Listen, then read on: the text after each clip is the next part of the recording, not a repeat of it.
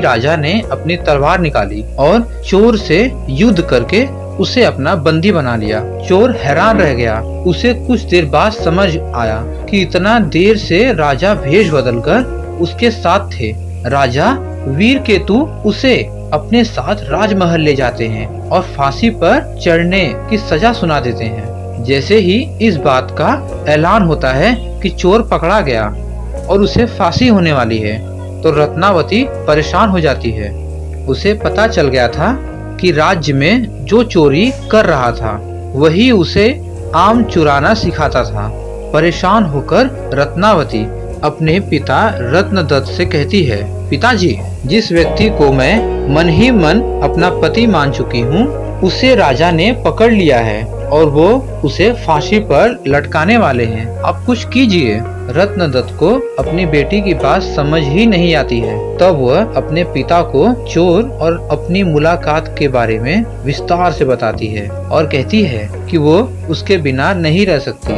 रत्नदत्त अपनी बेटी को समझाने की कोशिश करता है। जब बेटी नहीं मानती तो वह मजबूर होकर राजा के पास चला जाता है। वह राजा को बताता है कि उसकी बेटी रत्नावती चोर से बहुत प्यार करती है। अगर उसे फांसी हो गई तो वह भी अपने प्राण त्याग देगी। वह व्यापारी अपनी बेटी के खातिर राजा को सोने के सिक्के और चोर द्वारा चुराया गया सारा धन देने का प्रस्ताव रखता है, लेकिन राजा उसकी एक नहीं सुनते। कुछ देर बाद ही राजमहल में रत्नावती पहुंच जाती है। वह भी राजा से आग्रह करती है, लेकिन राजा किसी की नहीं सुनते और जल्लाद से चोर को जल्दी फांसी देने को कहते हैं। जैसे ही चोर को फांसी होने वाली थी, वो पहले रोता है और फिर जोर जोर से हंसने लगता है। उस चोर को फांसी होते ही लड़की भी अपने प्राण त्यागने की कोशिश करती है। उसी वक्त आकाशवाणी होती है। भगवान रत्नावती से कहते हैं, हे पुत्री, तुम्हारा प्रेम बहुत पवित्र है। तुम्हारे इस प्यार को देखकर हम बहुत खुश हुए हैं। तुम मांगो जो भी तुम्हें मांगना है। यह सुनकर रत्नावती कहती है, मेरे पिता को कोई बेटा नहीं, आप उन्हें आशीर्वाद दें कि उनके 100 पुत्र हो जाएं। एक बार फिर आकाशवाणी होती है, ऐसा ही होगा, लेकिन तुम कुछ और भी वरदान मांग सकती हो।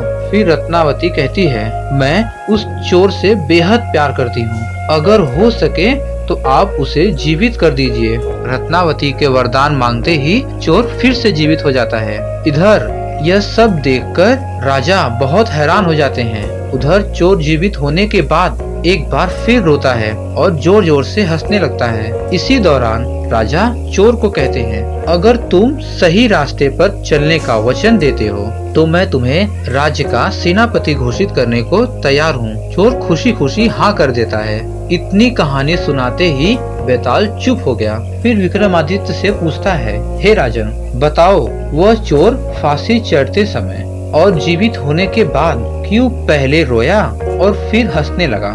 राजा ने जवाब दिया, सुन बेताल, चोर को दुख इस बात का हुआ कि उसने जीवन में सिर्फ चोरी ही की, इसके बाद भी इतनी सुंदर लड़की उसके लिए मरने के लिए तैयार है। फिर हंसा इसलिए क्योंकि उसने सोचा एक ऐसी लड़की जिससे राजकुमार भी शादी करना चाहते थे, उसे प्यार भी हुआ तो एक चोर से दोबारा जिंदा होने के बाद वो नया जीवन मिलने पर रोया और खुश भगवान के खेल को देखकर हुआ। एक बार फिर सही जवाब मिलने के बाद बेताल उड़कर पेड़ पर जा लटका। कहानी से सीख, सच्चाई और मेहनत की राह अपनाकर अपने पहले बुरे कर्मों को हराया जा सकता है। और दूसरी कि प्यार में बड़ी ताकत होती है। दूसरी सीख यह है कि जीवन में सही व्यक्ति को चुनने से कई परेशानियों से बचा जा सकता है।